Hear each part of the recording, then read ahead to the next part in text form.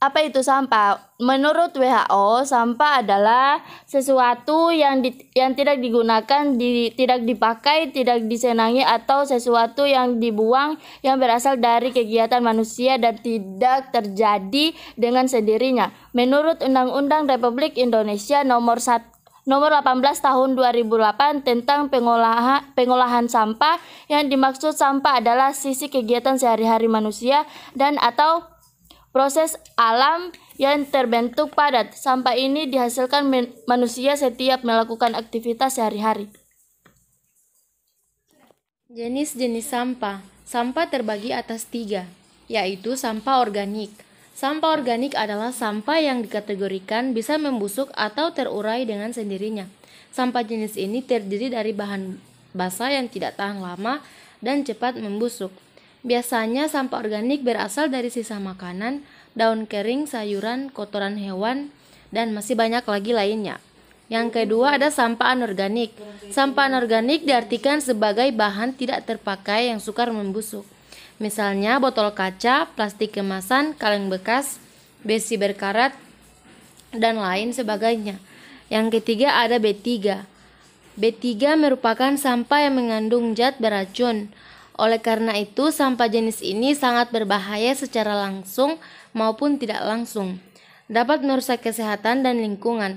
Jenis sampah B3 diantaranya cairan pembersih kaca atau jendela, pengelap kayu, pengharum ruangan, pemutih pakaian, pembasmi serangga, dan batu baterai. Dampak sampah bagi lingkungan terbagi menjadi 3. Yang pertama, sampah organik. Sampah organik menghasilkan cairan nitrat yang berbahaya. Cairan ini berdampak pada pengurangan kualitas tanah dan air di sekitar sampah. Selain itu, tumpukan sampah organik juga menghasilkan gas metana. Apabila disimpan dalam kondisi tertutup, kekurangan sinar matahari dan oksigen dapat meledak. Sampah anorganik. Kehadiran sampah anorganik yang tidak diolah dapat memberi dampak pada lingkungan. Misalnya pencemaran air yang menyebabkan banyak spesies ikan mati. Penyumbatan drainase bisa menjadi sumber kebakaran. Sampah B3. B3 berdampak pada penurunan kualitas tanah. Sulitnya melakukan budidaya tanaman di lahan tersebut karena tanaman-tanaman sulit untuk tumbuh pada kondisi tanah yang tidak layak. Memanfaatkan sampah. Sampah organik bisa diolah menjadi kompos dan pupuk sederhana, dan tambahan pakan ternak dan lain-lain. Sampah anorganik dimanfaatkan dengan 5R, yaitu reduce, reuse, recycle, reservoir, repair. Dan limbah B3. Metode pengolahan limbah B3 dapat dilakukan dengan cara pembakaran melalui insinerator dan pengolahan limbah cair. Inilah kondisi TPA Talumelito di Telaga Biru. TPA Talumelito merupakan tempat pembuangan akhir yang ada di Desa Talumelito, Kecamatan Telaga Biru, Kabupaten Gorontalo. TPA atau KIPS Talumelito ini memiliki 2 wilayah kerja, yaitu Kota Gorontalo dan Kabupaten Gorontalo. Pada wilayah kerja Kabupaten Gorontalo terbagi dari beberapa kecamatan, antara lain Kecamatan Telaga Biru, Telaga Limboto, Limboto Barat, dan Tibawa. Jumlah penduduk Kota Gorontalo yang menjadi penyumbang sampah adalah 148.080 jiwa, sedangkan di Kabupaten Gorontalo pada Kecamatan Telaga Biru yaitu 22.697 jiwa, Telaga 38.778 jiwa, Limboto 39.612 jiwa, dan Limboto Barat 21.415 jiwa. Misalnya jumlah penduduk ini mempengaruhi jumlah timbulan sampah yang akan diangkut ke lokasi TPA atau KIPS Talumelito. Kesadaran masyarakat Gorontalo dalam membuang sampah masih sangat minim. Hal ini dapat dilihat dari bagaimana sampah yang masih berserakan di jalan raya yang ada di Telaga Biru.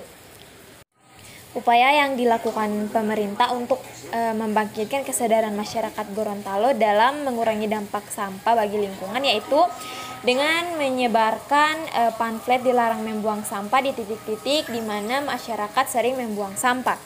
Memfasilitasi TPA dengan memfasilitasi pembangunan unit sel sampah baru di TPA Talumelito.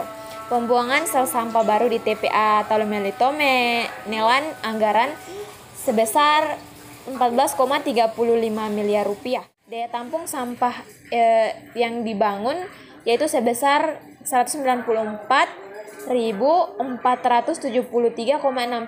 meter kubik. Pada pandemi COVID-19, sampah di Indonesia maupun di dunia membludak karena faktor masyarakat yang lebih sering menghabiskan waktu di rumah. Hal ini menjadi penyebab meningkatnya jumlah sampah.